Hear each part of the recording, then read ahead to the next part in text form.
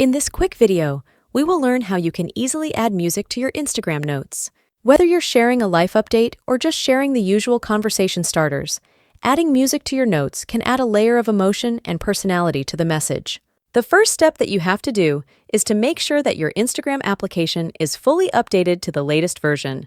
This is a relatively new feature, so you want to make sure that you go over to your App Store or the Google Play Store and check if Instagram has any pending updates. If Instagram is updated, you can open it and then we'll go over to our DMs in order to create a new note. I will simply write something like test note for the purpose of this video, and in order to add a song or music to our note, we will tap on this little music icon that's right under our profile picture. That is going to open the Instagram music library, where we can search for a specific song which we want to add to our note.